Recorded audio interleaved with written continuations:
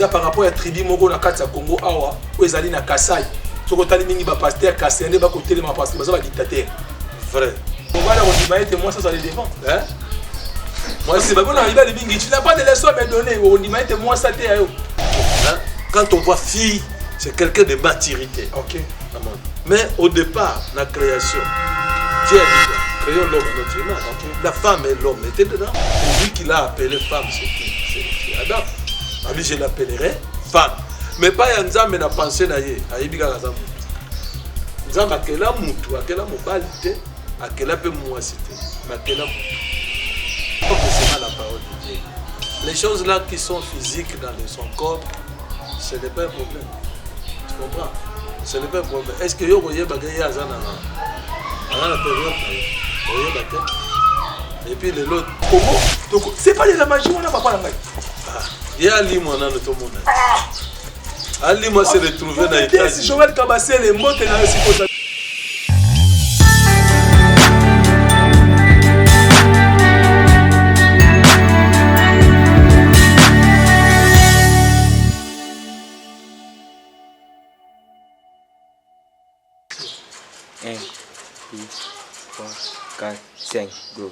La Bible est un couteau à double tranchant, dit-on. Mais Jésus a le binabiso lorsqu'il est venu à qui pour la épée. Le épée wana et yaki pour la couper ça batou pas si pour la coutuba batou pour les autres ça comme on a au milieu de pasteur makambu ezali penza et belé par rapport il y a différents mingi bazana évangile X mingi bazana évangile Y. Or en réalité baza conseil la kaka Bible moko. Mote bisika bozali bandeko bala ntope sino matondo mingi parce que boza ebelé beaucoup landa biso na nzela ya chaîne Haut Triomphe Média PPMK de Dieu chaîne O et même la cabine sangomala me par la cabine de la part du Seigneur Jésus-Christ de Nazareth. Vous avez le quoi mon message dans le cadre de cette émission Tchamato to senga kabino bo pesa biso matoi pakana pour ça mon côté parce que ceux qui ont eu koloba et teoka ki mabe okoloba malamu te pe ceux qui ont eu ki koloba et to mona ki mabe okoloba malamu te on to sengi na yo ocha matoi parce que Bible bina biso na mokanda ya ba la foi vient de ce qu'on attend cela veut dire koyoka ezali motuya yango bandeko bayokaka lolaka ya nzambe nde bango babikaka tika kola pambola yo na cadre d'émission on voit toujours to sakana invité to yambaka na émission na biso pour na ko décortiquer kasi thème lelo na rosenga na bino penza bo chama toy parce que thème o ezali thème o ekopé sa pasi pour na nini ba division par rapport ya thème o to moni bandeko songolo pakala ba serviteur ba grand homme de Dieu ba lobela ngo na lolenge na bango to moni bandeko mosusu lenge awa pe lelo to ko yamba mosali ya nzambe monene o ezali bongo l'apôtre Cephas Matsudi responsable ya mission évangélique pour Christ o ezali mec na commune ya Masina na avenue Kiimbi Masina Petro Congo vraiment na ende to ko décortiquer na ko senga d'abord ceux qui régissent mon komoko nanga kotelanga invité nanga afin que batonio so bana komona mais avant tout na pesa yembote parce que lingara d'abord to saluer mon toi derrière la caméra na kombo Irénée Tikakola Pamolo, Irénée Kinkita, Nzambe Apambola, ainsi que Boaz Kanda, na PCPMI Josué Azali, assistant, Tiket Ekolo Apambola, sans oublier le prophète Marc Okolo. Na kosenga na vraiment côté la mission invité, parce que na été toko décortiquer ma casse bandeko ba kolanda ba komona. Merci beaucoup na réalisateur Nangai. OK bandeko ba monié na kombo apôtre Cephas Matsudi. Azali moto sikate la deuxième fois to ya mbaye na mission na biso to keto pesa imote, papa mote na yo, bote. Et c'est que tout le monde motema ozonga lisusu lelo pour na kolobela sujet où ezali très pertinent pour na yo moko impressionnant ezali oh sujet tellement très pertinent quoique Paul a dit que ne discutez pas sur des autres opinions hein tu discuter d'abord opinion de présenté c'est parce que Paul il savait ce qu'il disait dans son langage que Batumi va comprendre la réalité Batumi va comprendre yango to komona lelo thème na biso pona nini mwasi esengeli ate ezali malam to mabe ndengo lobi wana batu ba comprendre te batu ba comprendre Paul te c'est de temps na 1 Timothée 2:12 akoboya ke mwasi alobi na yango mwasi a garder silence au milieu ya mibali mais tout le temps na Romains 16 akopesa ba éloge na basi mosusu bazaki ba servante monene ya nzambe par rapport à ba nuance wana pona yo na itonga na yo na kati ya communauté na yo moi si place là les amis moi si dans la place na kati ya ministère je crois à ce ministère là de la femme alors ce que toke na ebandeli nzambe tango akeli Adam On dit qu'il n'est pas bon que l'homme soit seul. Ok. Moi aussi. Mais celui qui viendra découvrir maintenant, parce que Dieu savait, c'était dans son calendrier, que l'homme ne va pas tenir jusqu'au bout. Ah oui. Donc pour dire que ce n'est pas la femme qui a fait tomber l'homme, mais c'est le serpent. Yende mutaza auteur il y a tombé na bango. Papa lobi ete moi si akoisa ka mobali te ezali nde serpent. Oh toyebi serpent koisa ki moi si ndake koisa mobali. Mais le pouvoir de la femme reposait sur qui? C'est l'homme. Tant que moi si auti kokoye. L'homme a résisté qui te pour aller. La femme est plus forte. Tu vois ça, la femme est plus forte. Donc moi si tant que et que aïe pas mobali lui proposant maintenant le fruit. Il fallait que l'homme qui a traité avec Dieu, l'homme oyo, Nzambe asali mutaliboso, il y a moi si, il fallait résister, il fallait aboya alobakete, ce n'est pas ce que Dieu m'avait dit. Quand l'homme n'est pas dynamique et que moi si a vu autorité du coronavirus, d'accord est comme un. Or, l'homme doit garder sa place. Et l'homme doit aller dans l'harmonie, dans il y a couple dans bango, ou soit dans la relation dans bango. Quand on dit que la femme n'a pas droit de prendre le pouvoir ou l'autorité sur l'homme. C'est par rapport à des ordres. Il y avait un désordre au niveau de Corinthe. Ok. Vous voyez ça? Au niveau de Corinthe, Corinthe est d'abord une ville portuaire. Il faut, tant que vous êtes pasteur, vous êtes dans la Bible, il faut qu'il y ait un contexte géographique et un contexte historique. Mais la géographie, c'est le contexte, dans le livre Corinthe. Les Corinthiens, ils étaient dans une ville portuaire, une ville désordonnée. Toujours encore le roi Matadi. Matadi, c'est une ville désordonnée. Pour un port, c'est la même chose avec Corinthe. Alors, quand on dit que je ne permets pas la femme d'enseigner, je veux dire, dans mes pensées, je suis allé plus loin que le baquet. Quelque part, moi, ça allait enseigner.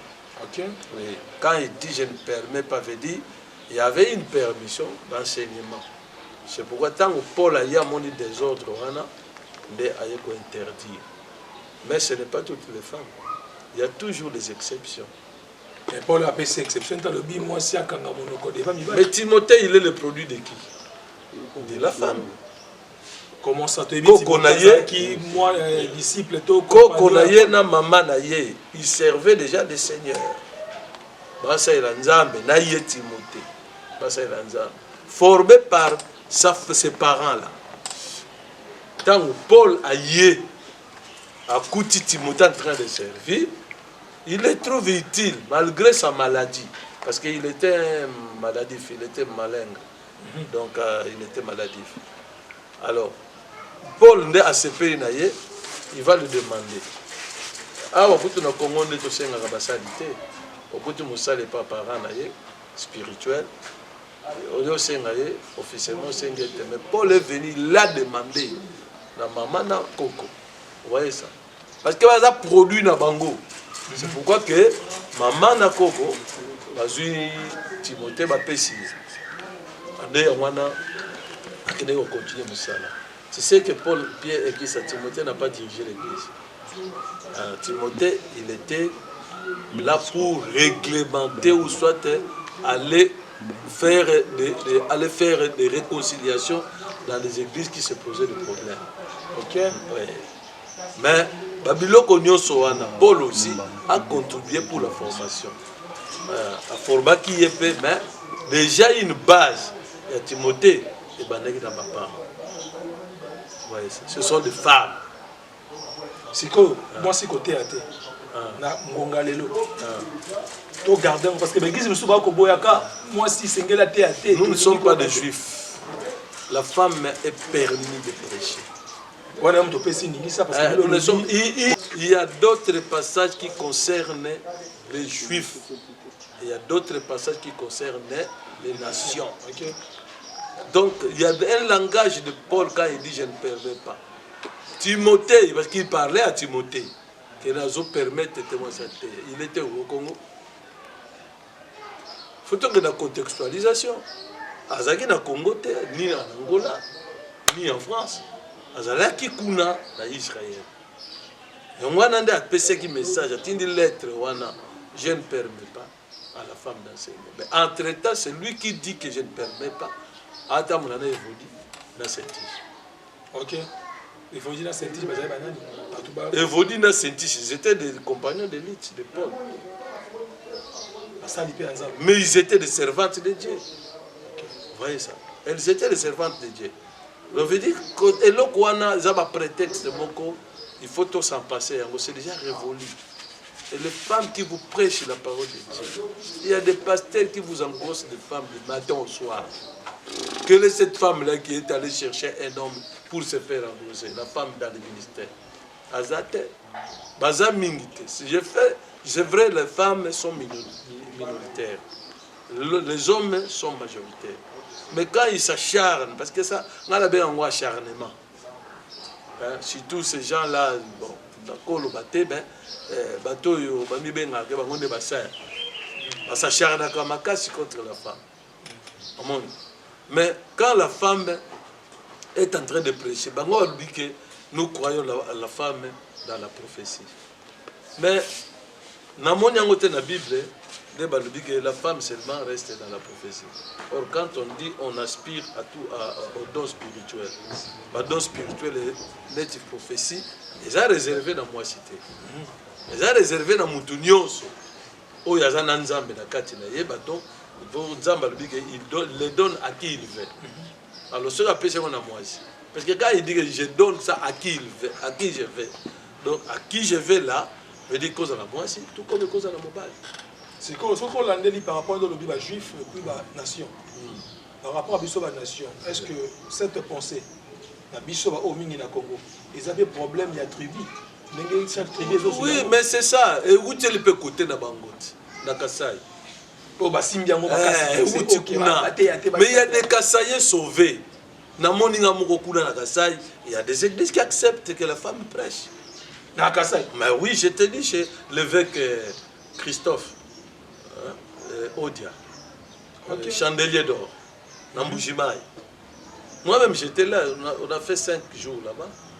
J'étais là, les femmes prêchent, sa femme elle est pasteur. Il y a des femmes pasteurs dedans. C'est quoi dans ma cambouane, c'est ça qu'on salue. Tokolo Bani.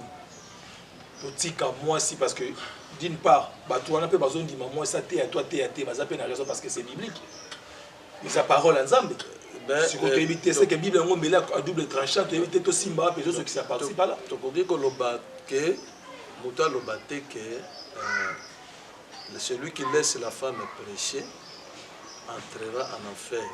La décision de l'enfer ne repose pas sur quelqu'un. Et la responsabilité à mon côté que tu donnes la direction de l'enfer à quelqu'un parce que le fait seulement de permettre à la femme d'enseigner. Alors Paul sera le premier à être en enfer parce qu'il a vanté la Romain 16. Il a vanté. Mais tu vas plus loin même diaconèse à cause de la tête. Mais awa Paul a zolo diaconèse dans Romain 16. C'est toute une liste. Nous voyons des Ginias sont là, des Priscilles sont là. Prisca. Prisca, Yowana Priscille. Bazali. Bazaba est né kutu ya Paul. La carte ministère. Ayoko kuta bango kuta. Maintenant, c'est quoi? Donc, Paul Tozane a dit faire pour porter les habits sexy. Ça, c'est un pasteur. Là, je vous dis la vérité. Tozone dit mango. Donc, il n'est pas vraiment l'homme de Dieu brisé ou soit circoncis. Ce sont des incirconcis qui montent du haut de la chair. Vous voyez, c'est ça le problème. Merci beaucoup. Mon apôtre, Joël 2, 28. Au dernier jour, je répondais de mon esprit, c'est tout cher. Les fils et filles prophétiseront. Parce que quand on a dit prophétie, ils ont pour la moi cité, mais les fils et filles prophétiseront. Les fils et filles. Maintenant, comprendre de l'Okowana. Est-ce que les fils et filles, parce qu'il y a un pasteur, n'a pas autant à Congo, parce que comme on a beaucoup Landa. Donc aussi, papa Limbisango Zawen, mais aussi Baba loin. ba loin na bato balingi mingi suki ya ba coin na bato balingi kolata mingi na cher baza ba soin yo ouais na aussi bananga te za no ouais papa tika kola pa mbolo mais yo za soin ouais total ba clé du mikolo ba comme kaka ba soin na ba suki na bango ba point so tali mingi asali makambo azala kaka loin na vitesse donc yo za loin yo ne mutu na za ko ba vitesse ba jante ya ba Jean Jean disciple à Jésus azala na vitesse mais qui n'aboutissait à rien. Bakomi na tomboti. Ya komi avant. Kotat à côté. Moi ça ya côté. Non, Pierre ya côté. Pierre ya côté. Aya na ba résultat. Ya koma kiwana. C'est pourquoi ils ont la vitesse mais ils sont sans résultat. Ah, papa loin. Yoka. Hein? Alors bien te fils et fille wana ezalaki ba obo quantité bana basi. Apesa lizo ya Abraham baseani apesi ba bele. Siko fils et fille. Siko bana basi te banane. Papa boye bien ngo pe biso ba otoko ba papa na bino te. Bien te boko la kisabiso ti. Il tellement yebi minga zali tellement loin avancé la technologie. Mais donc Joël, c'est un faux prophète. Pas que le wana que fils et fille. Parce que fils quand on voit fils, c'est le garçon. Et quand on voit fille, c'est la fille. Tout moni bango, fils et fille. Alors il y a des fils de Dieu, il y a des filles de Dieu. Quand on dit fils, c'est quelqu'un de maturité. Ok. Hein? Quand on voit fille, c'est quelqu'un de maturité. Ok. Mais au départ, la création, Dieu a dit quoi? Créons l'homme à notre image. Okay. La femme et l'homme étaient dedans. Ok. C'est qu'il y a quatre. Donc, Moutou. Après, il y a Sende, Moubali, Namouassi. Or, Moussi, c'est lui qui l'a appelé femme, c'est qui? C'est Adam. Ami, je l'appellerai femme. Mais pas Yanzam n'a pensé naïe, Aïbiga Razamoutou. Nzam akela Moutou, akela Moubali, akela pe Mouassi, mais akela Moutou. Ah, oui, ça.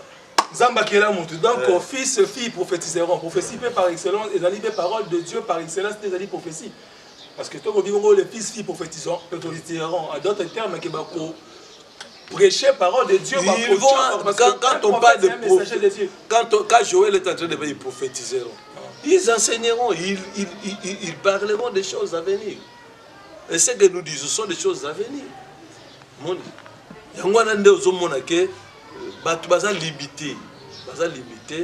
Quand on parle fils et vos filles prophétiseront, mais de quelque part, quand tu parles dans d'autres versions, ils enseigneront la parole de Dieu.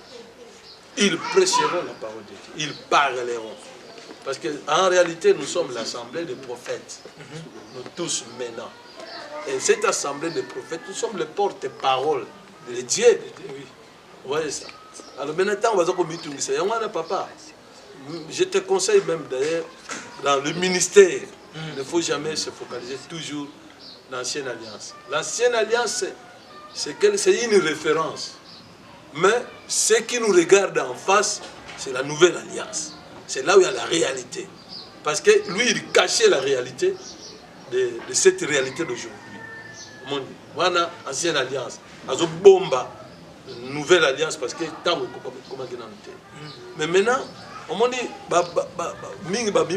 grand prédicateur, il prêche plus l'Ancienne Alliance. On a un grand prédicateur de la Nouvelle Alliance.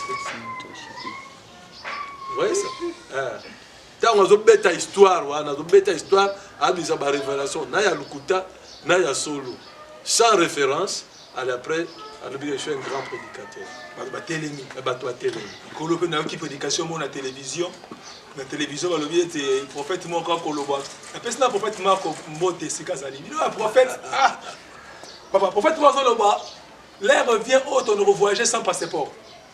Donc, comme Koloba sans passeport, tu voyager. Après, si par exemple, il y a il y a l'Imora qui est donc air et coquito comme un limo en Congo. Donc, c'est pas de la magie, on n'a pas parlé. Il y a l'Imo dans le monde. Alima s'est retrouvé dans l'État. Si Joël Kabassé, les mots tenaient ce qu'on a dit, une femme moko de prière. Maman a fait ça, on a appelé Sengo. Maman prophétesse Joël Kabassé. Ce qu'ils ont prêché par on sentir que. On sentir que maman a zolo. Mais le oyo, on peut ça y est à l'unité. Vraiment, moi, tu bisika bozali na tokoko. Mais j'ai suivi dernièrement une femme dont j'ignore le nom. Même ici, j'avais ici une femme. Papa, il vous prêche azote azofongola Bible na ndenge kosakana te. Maintenant biloko ndenge wana mutu ayeko inspiré yango diable. Mais c'est le Saint-Esprit. Abike je répandrai mon esprit sur tout être. Sur toute personne. Les abisotes. Moi si mobali molimo mosantu. Alors ce que moi si ayambine molimo mosantu, les apo abana kokoma na l'église.